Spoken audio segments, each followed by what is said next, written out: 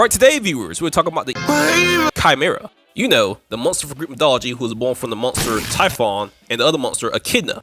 And it's described in Greek mythology to have the head of a lion, a goat's head rising from its back, and it has a serpent for a tail.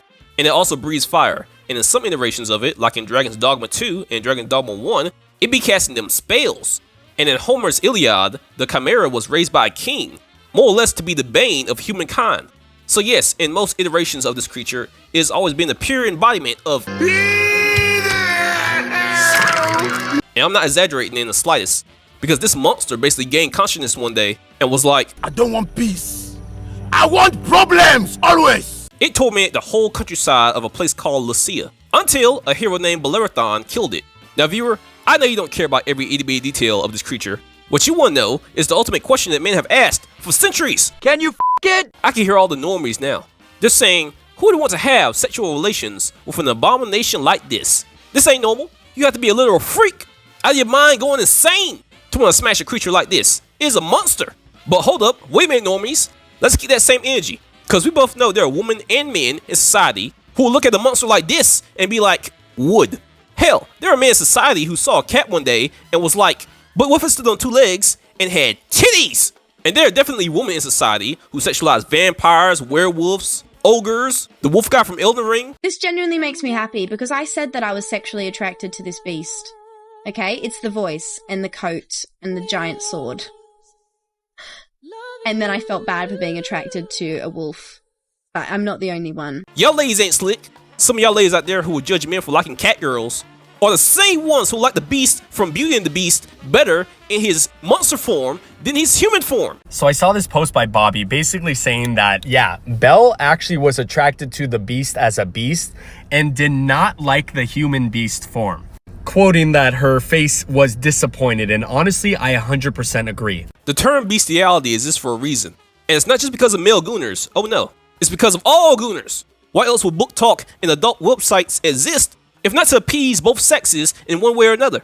Now, I know some of you are probably also thinking, but Knight, it's an evil, dangerous monster. It will kill us. And my answer to that is, and? And? That wouldn't stop you if the monster looked like this. Or this. In fact, I would argue that a monster who has intelligence and knows how to lure you in with a nice smile and some tickle biggies is more dangerous than the monster who just causes pure chaos. You know what a chimera would do to you. It will likely eat you. But a vampire or a succubus with its intelligence could likely do a lot worse. But I digress, because my main point in this video is not just to ask, can you get down and dirty with it? But also, is it wise to smash it? And again, most here would say no. And I would have to agree with you, it's not wise. While the chimera in Greek mythology is female, you would have to be a monster of greater power or equal power in order to, you know, smash. So for the average man, it's out of the question. And obviously most wouldn't want to smash that anyway because it's a, you know, a monster. It's ugly and big, you know, it's unattractive. But what if it was attractive? Oh my goodness! Besides the Greek mythology version of the chimera, the term chimera in general can also mean any fictional creature composed of multiple different animals. Which means this creature could look very, very, very different from its original counterpart, depending on who writes the story. So viewers, I guess what I'm asking is, if this creature was more attractive, would you change your tone?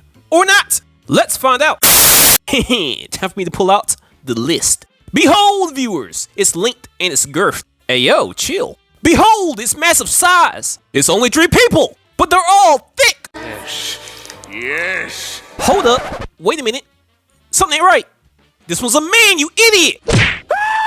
Animal abuse is wrong, but beating the fool's ass is always right. Here, take another one, bitch. Are you trying to catfish our viewers? Huh? Look, I'm sorry, I forgot. No excuses.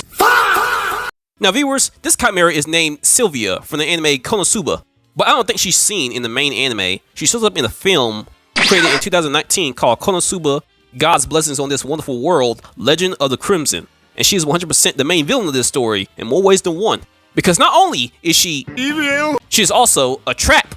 Now what I mean by this? Check this out. Why, to be honest, I am part man myself. I beg your pardon? It feels like something's poking my butt.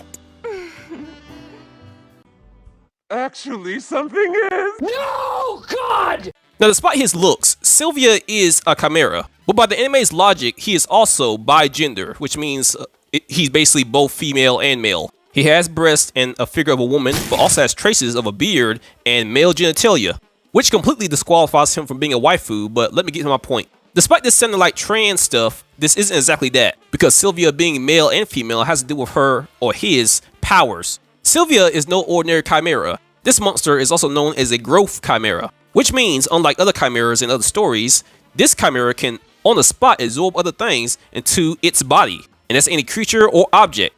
And basically when this happens, this increases the monster's power, and they gain the strengths and weaknesses of the substances or creatures they decide to merge with.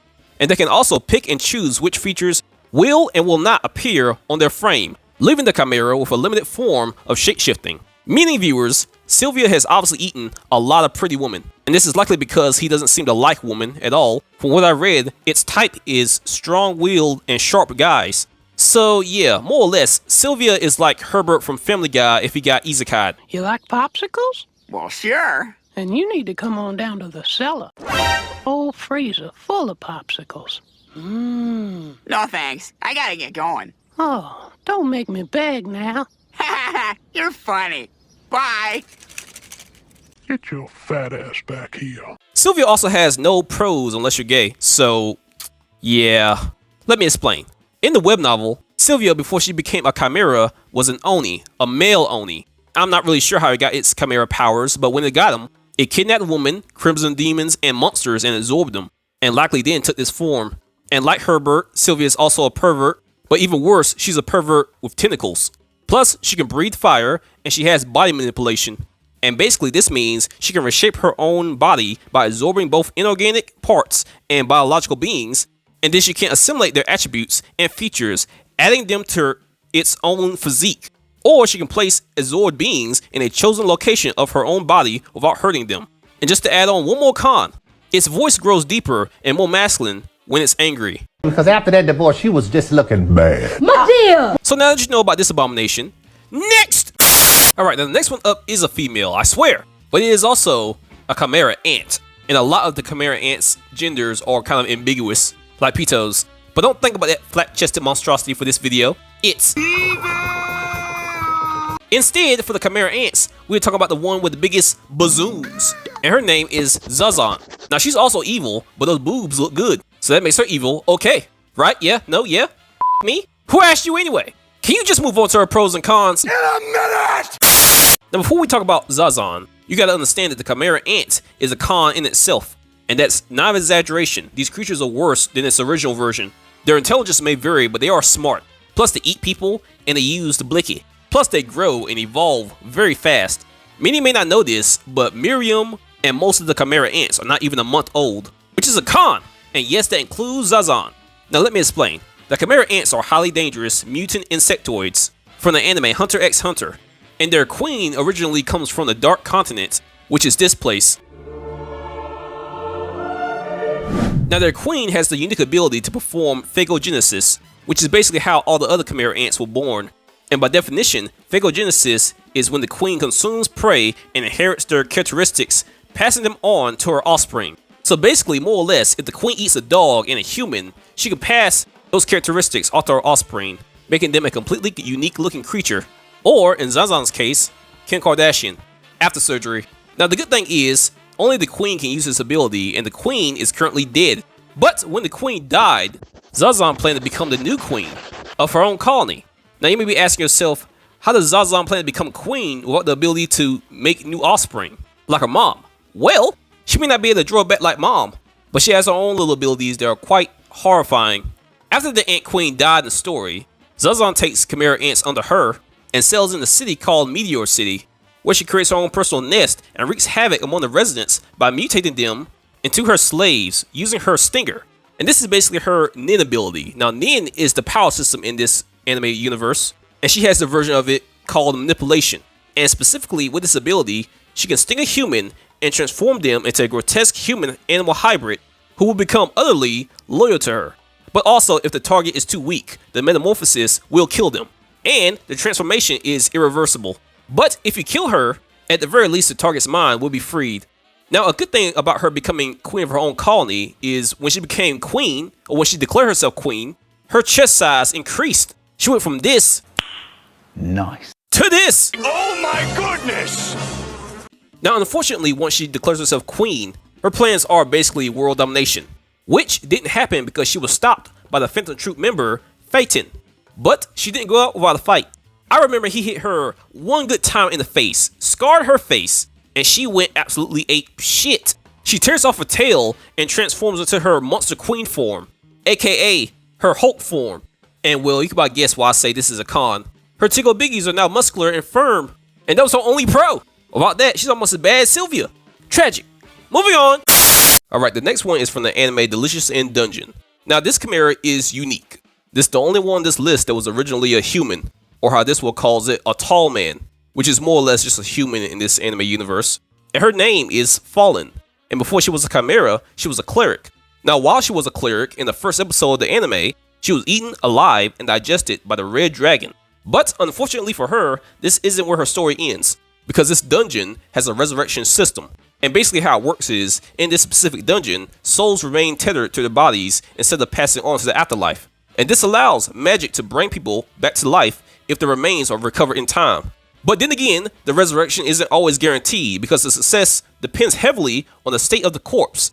If the body is too damaged or too much time has passed, the soul may still depart, making revival impossible. Fortunately though, for the main cast, the half-elf girl Marcille has forbidden magic. Now, more or less, how Fallon's story goes is like this. She is first eaten by the red dragon, then her friends try to save her from the red dragon, thinking they can resurrect her. And when they find the red dragon, they kill it, but Fallon's body has already been completely digested, and so then Marcille uses her forbidden magic to resurrect Fallon. Shut up! But when Marcille used the forbidden magic, she had to use part of the dragon's body to fuse with Fallon's body in order to completely resurrect Fallon because Fallon's body was basically halfway already digested. If she didn't do this, Fallon would have stayed dead. Now, she did succeed in resurrecting Fallon. However, because Fallon is still fused with the red dragon, or more or less was remade with the red dragon inside her body, she can now be controlled by a character called the Lunatic Magician. And his real name is apparently Thistle, and he's also known as the Dungeon Lord. And apparently he has the power to alter monster anatomy and reawaken the dragon's soul. So more or less, he can do this. Hey, dragon. That must be inconvenient. Let me change your form for you. A few moments later.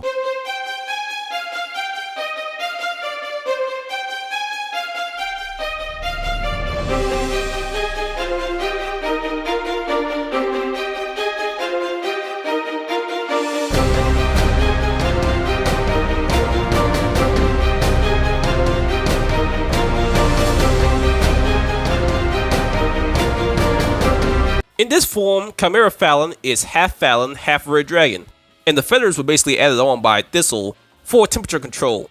Apparently the lower levels of the dungeon are cold, and this is actually a pretty nice gesture if you don't consider the fact that he's controlling her, which is a con. He made her do all sorts of crazy stuff, like give the fans fan service. That pointy-eared bastard! We see the camera voice. I don't know what you're talking about. Anyway, this transformation placed Fallon in a state where her mind remained hers, but her body was effectively part of the dungeon monster's hierarchy until she could be saved. She's also 36 feet tall and has shown to have a child dog-like behavior in this form, showing that part of her personality is still in there somewhere. Now, a pro is you could save her and turn her back to her original form, but to do that, you'll have to kill her.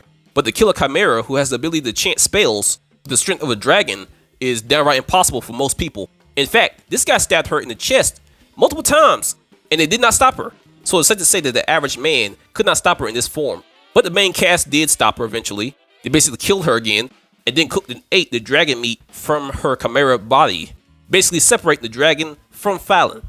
And because of the dungeon rules, this worked. So, with this information, would it be wise to smash Chimera Fallon? No, it wouldn't be. Unless you use the power of friendship! And you're able to kill her, and you have magic to resurrect her. No more Fallon isn't a chimera though. She's just a woman. Well, if Thistle isn't controlling her, she should be pretty chill. But she's still half dragon. Hey, if Donkey can do it, don't you even start. If multiple other anime characters can do it, they can do it because in their world, their dragons can turn to women. Okay, then what I'm doing is just forcibly turning the chimera into a woman. To smash! I win, knight! If you go by the logic of the anime world, it's possible. If I follow the dungeon rules, I get the girl. The end. Anime rules are stupid! Reality is stupid. Either way, I'm smashing Fallon. You see how thick she is? Whatever, y'all have a good day. Remember, men, sometimes to truly defeat the monster, you must simply use the right sword. Get off the screen!